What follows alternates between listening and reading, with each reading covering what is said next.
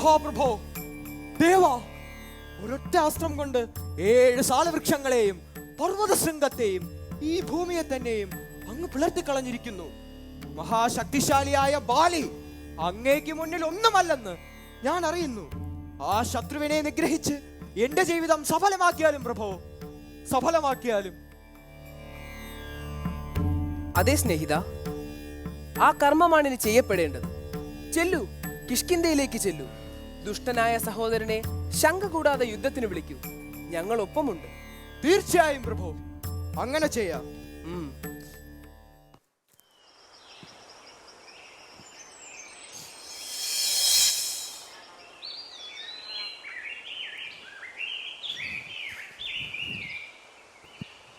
പ്രഭോ, ആ കാണുന്നതാണ് കിഷ്കിന്ധ നഗരം, വാനരന്മാരുടെ രാജധാനി. നമുക്ക് അങ്ങോട്ട് പോകാം. ഇല്ല സ്നേഹിത, 14 വർഷത്തെ വനവാസത്തിനിടയിൽ ഒരു നഗരത്തിലും പ്രവേശിക്കില്ല എന്നാണ് എൻ്റെ നിശ്ചയം.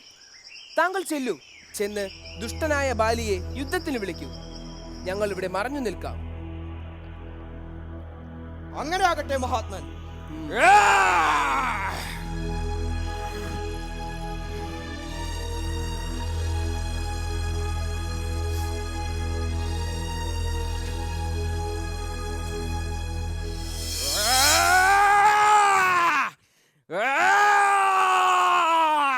ദുഷ്ടനായ ബാലി, ഇതാ ഞാൻ വന്നിരിക്കുന്നു നിന്റെ അന്ത്യം കാണാൻ, നിന്റെ ജീവൻ എടുക്കാൻ.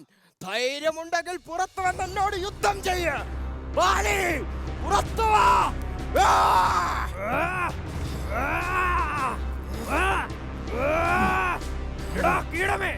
നിന്നെ ഈ പ്രപഞ്ചത്തിന്റെ അങ്ങേ അതിര് വരെ ഞാൻ ഓടിച്ചതല്ലേ, എന്നിട്ടും നീ തിരിച്ചു വന്നു. മരണം ഇരന്നു വാങ്ങാൻ മോഹമുള്ളവരെ ഈ ബാലിയോട് യുദ്ധത്തിന് വരൂ. നിന്റെ സമയം എത്തിക്കാണും. മരണം ഞാൻ ഇരന്നു വാങ്ങുന്നു, അത് നിന്നെ തുറന്നെടുക്കുന്നോ എന്ന് നമുക്ക് നോക്കാം.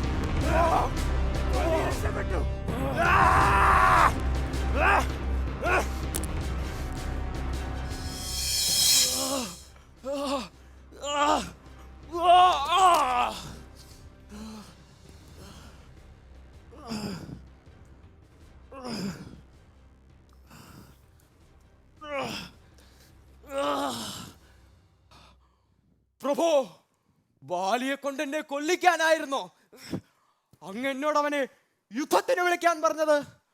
ബാലിയെ കൊല്ലാനാവില്ലെന്ന് ഒരു വാക്ക് അങ്ങ് എന്നോട് പറഞ്ഞിരുന്നെങ്കിൽ ഞാൻ ഈ സാഹസത്തിന് മുതിരില്ലായിരുന്നല്ലോ പ്രഭോ. സ്നേഹിത സുഗ്രീവ, ചലനം കൊണ്ടും ആകൃതി കൊണ്ടും രൂപം കൊണ്ടും നിങ്ങൾ രണ്ടുപേരും ഒരുപോലെ ഇരിക്കുന്നു.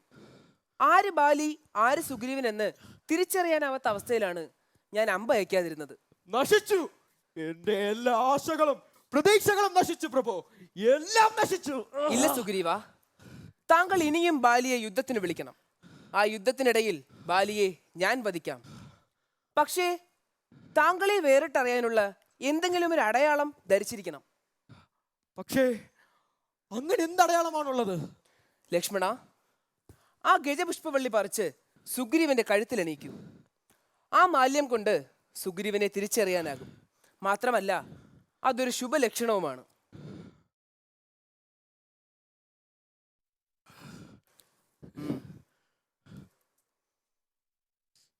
ചെല്ലു, ഇനി ബാലിയെ യുദ്ധത്തിന് വിളിക്കൂ. ബാലിയുടെ അന്ത്യയുദ്ധം ആരംഭിക്കട്ടെ.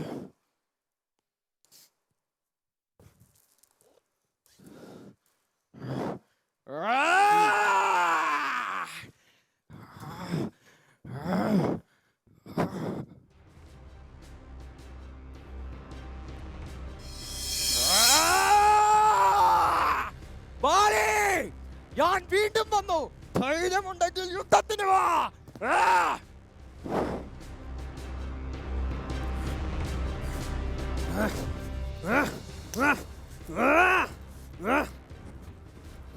പ്രഭു, യുദ്ധത്തിന് ഇറങ്ങരുതേ. പരാജയപ്പെട്ടു പോയിട്ട് ഒട്ടും വൈകാതെ വീണ്ടും യുദ്ധത്തിന് വരണമെങ്കിൽ തീർച്ചയായും സുഗ്രീവന് പിന്നിൽ ആരെങ്കിലും സഹായത്തിനുണ്ടാവും. അംഗദനും അത് പറഞ്ഞു. യുദ്ധം ചെയ്തു വധിക്കാൻ ശ്രമിക്കാതെ ഇനിയെങ്കിലും സുഗ്രീവനെ സ്വന്തം അനുജനായി സ്വീകരിക്കൂ പ്രഭു. സുഗ്രീവനെ സഹായിക്കാൻ ആര് വേണമോ ഉണ്ടായിക്കോട്ടെ. അത് ഭയന്ന് യുദ്ധത്തിന് വന്ന് വെല്ലുവിളിക്കുന്നവന് മുമ്പിൽ ഇറങ്ങാതെ അന്തപുരത്തിൽ ഒളിച്ചിരിക്കാനാകുമോ? നീ പറയാനുള്ളത് പറഞ്ഞു. നന്ന്. ഇനി ഞാൻ ചെയ്യേണ്ടത് ചെയ്യും. ഒന്നുറപ്പിച്ചോളൂ, സുഗ്രീവനെ വധിക്കാൻ ഞാൻ ഇച്ഛിക്കുന്നില്ല. ഭയപ്പെടുത്തി ഓടിക്കും. പൊക്കോളൂ.